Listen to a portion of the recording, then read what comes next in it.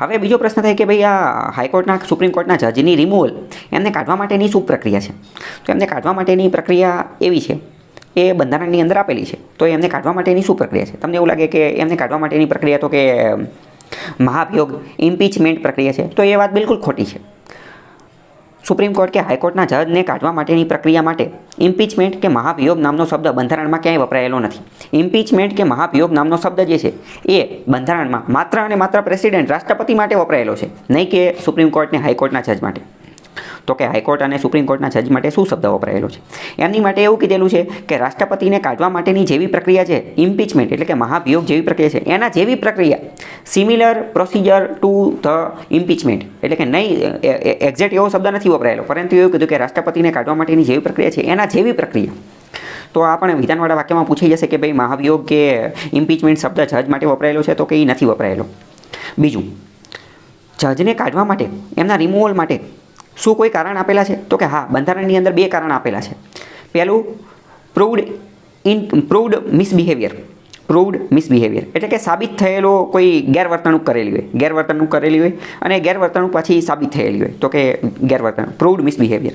અને બીજું કારણ આપેલું છે ઇનએફિશિયન્સી, અસક્ષમતા એટલે કે તમે ભાઈ અસમર્થ છો, હવે કામ કરવા નો હાલો, તમે ટૂંકમાં તમે હાલો નહીં, ઇનએફિશિયન્સી. તો આ 2 કારણ જે છે આપેલા છે. સેમ આ જ વસ્તુ રાષ્ટ્રપતિની અંદર હતું. જો રાષ્ટ્રપતિને કાઢવા હોય તો રાષ્ટ્રપતિને કાઢવા માટેનું એક જ કારણ આપેલું છે, ઓનલી વન રીઝન. એક જ કારણના આધારે રાષ્ટ્રપતિને કાઢી શકાય, અને એ શું હતું? તો કે વાયોલેશન ઓફ ધ કોન્સ્ટિટ્યુશન. જો એ બંધારણનો અનાદર કરે, બંધારણનું ઉલ્લંઘન કરે તો જ કાઢી શકાય. જ્યારે જજને કાઢવા માટેના 2 કારણ આપેલા છે, સુપ્રીમ કોર્ટ અને હાઈકોર્ટના જજને કાઢવા માટેના 2 કારણ. કયું? તો કે પ્રૂવડ મિસબિહેવિયર અને ઇનએફિશિયન્સી. તો આવી રીતે જજને જે છે કાઢી શકાય. તો આ બધી વાતો છે. હવે બીજો મોસ્ટ ઇમ્પોર્ટન્ટ ક્વેશ્ચન કે ભાઈ સુપ્રીમ કોર્ટમાં કેટલા જજ છે? તો સુપ્રીમ કોર્ટમાં અત્યારે 33 જજ છે, અને એ જજ જે છે એ જજની સંખ્યા વધારી શકાય, પણ એ પાર્લામેન્ટ વધારી શકે, પાર્લામેન્ટ જે છે વધારી શકે. 33 સંખ્યા જે છે નક્કી કરેલી છે. તો શું હાઈકોર્ટ માટે આવા કોઈ જજની સંખ્યા નક્કી થયેલી છે? તો મોસ્ટ ઇમ્પોર્ટન્ટ, હાઈકોર્ટ માટે આવા કોઈ જજની સંખ્યા વગેરે જે છે નક્કી થયેલી નથી. બીજું કે સુપ્રીમ કોર્ટ ક્યાં બેસે છે? તો સુપ્રીમ કોર્ટ દિલ્હીની અંદર બેસે છે, દિલ્હીની અંદર એની જગ્યા છે. તો શું સુપ્રીમ કોર્ટની જગ્યા બદલી શકાય? તો કે હા, સુપ્રીમ કોર્ટની જગ્યા બદલી શકાય, પણ એ કોણ બદલશે? તો કે એ જગ્યા બદલવા માટેનું કામ જે છે એ CJI કરી શકે છે. ચીફ જસ્ટિસ ઓફ ઇન્ડિયા નક્કી કરી શકે છે કે દિલ્હી સિવાય બીજે ક્યાંય પણ બેસવું છે, પણ એની માટે પાર્લામેન્ટની મંજૂરી લેવી જરૂરી છે. પણ નિર્ણય કોનો રહેશે? તો કે નિર્ણય જે છે એ CJIનો રહેશે.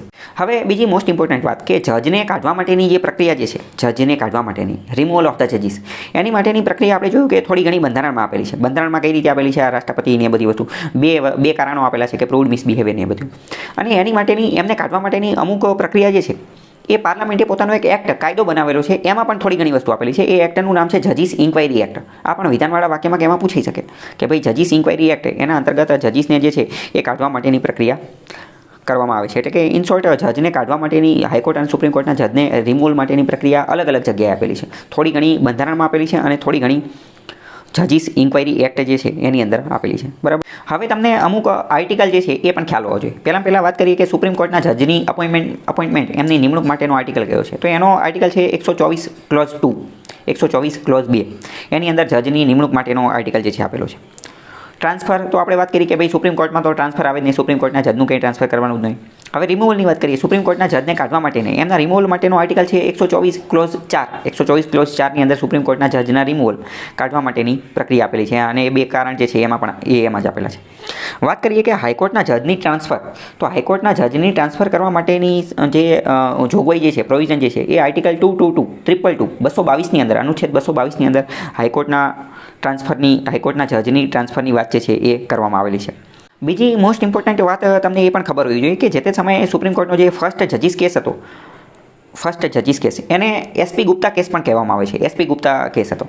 તો એની અંદર એક મુદ્દો એ પણ ઉઠેલો હતો કે આ જે હાઈકોર્ટના જજની જ્યારે ટ્રાન્સફર કરવામાં આવે છે કે ભાઈ આ ગુજરાત હાઈકોર્ટમાંથી ઉપાડીને કેરળ હાઈકોર્ટમાં નાખી દીધા, કે ભાઈ કેરળ હાઈકોર્ટમાંથી ઉપાડીને ગુવાહાટી હાઈકોર્ટમાં નાખી દીધા, તો શું જ્યારે હાઈકોર્ટના જજની ટ્રાન્સફર કરવામાં આવે તો એમની કોન્સેન્ટ, એમની મંજૂરી લેવામાં આવે, એમને પૂછવામાં આવે કે ભાઈ તમે ખરેખર ટ્રાન્સફર થઈ ત્યાં જવા માંગો છો કે નથી માંગતા? તો ફર્સ્ટ જજીસ કેસની અંદર એવું કીધેલું હતું કે ભાઈ ના, એમની ભાઈ કોન્સેન્ટની કોઈ જરૂર છે નહીં, કારણ કે જ્યુડિશિયલ ઇન્ડિપેન્ડન્સ, ન્યાયતંત્ર જે છે ન્યાયતંત્ર એની સ્વતંત્રતા હોવી જરૂરી છે. અને બીજું એ કે આપણે તો આ ન્યાયતંત્રને મજબૂત બનાવવાનું છે ને એ બધા માટે કામ કરવાનું છે, એટલે એમની કોન્સેન્ટ, એમની મંજૂરીની જરૂર છે નહીં. તો આ પણ તમને વિધાનવાળા વાક્યમાં પૂછાઈ શકે કે ભાઈ જજની જ્યારે ટ્રાન્સફર કરવાની હોય તો એમની કોન્સેન્ટ મંજૂરીની જરૂર પડે તો કે નાનું. બીજું મોસ્ટ ઇમ્પોર્ટન્ટ વાત કે આપણે જે ન્યૂઝપેપરના કટિંગની અંદર જોયેલું હતું કે સુપ્રીમ કોર્ટે અત્યારે કીધું કે ભાઈ આ જે જજની જે ટ્રાન્સફર કરવામાં આવેલી છે એ કોઈ આ રોકડ મળેલી છે, એમના ઘરેથી રોકડા પૈસા મળેલા છે, એ કેસના કારણે નથી કરી, પરંતુ બીજા કારણે કરી છે. તો મોસ્ટ ઇમ્પોર્ટન્ટ કે જ્યારે જજની ટ્રાન્સફર કરવામાં આવે, કોઈ માની લો કે કોઈ જજની ટ્રાન્સફર કરી દીધું, તો શું એનું જ્યુડિશિયલ રિવ્યૂ લઈ શકાય? તો કે હા, એનું પણ જ્યુડિશિયલ રિવ્યૂ લઈ શકાય છે. જજની ટ્રાન્સફર માટેનો કેસ હોય તો એનું જ્યુડિશિયલ રિવ્યૂ લઈ શકાય છે. આનું પણ વિધાનવાળા વાક્યમાં પૂછે. તો આ જે ન્યૂઝ જે છે એની અંદરથી અલગ અલગ પ્રકારના પ્રશ્ન પૂછાઈ શકે. પહેલું તો કે ભાઈ હાઈકોર્ટ અને સુપ્રીમ કોર્ટના જજની અપોઇન્ટમેન્ટ નિમણૂક કેવી રીતે થાય છે, એમની રિમૂવલ, એમને કાઢવામાં કઈ રીતે આવે છે, એમના ટ્રાન્સફર માટેની શું પ્રક્રિયા છે, આ કોલેજિયમ સિસ્ટમ શું છે, ફર્સ્ટ જજીસ કેસ, સેકન્ડ જજીસ કેસ, થર્ડ જજીસ કેસ શું છે, એમની કોન્સેન્ટ લેવામાં આવે કે ન આવે, શું દિલ્હી સિવાય સુપ્રીમ કોર્ટને ક્યાંય બીજે બેસાડી શકાય કે ન બેસાડી શકાય. આવા બધા પ્રશ્નો ઓલરેડી ભૂતકાળમાં પૂછાઈ ગયેલા છે અને આવનારી બીજી પણ ઘણી બધી એક્ઝામમાં પૂછાઈ શકે છે. બીજો તમારો કોઈ પ્રશ્ન હોય તો કમેન્ટ કરી શકો છો.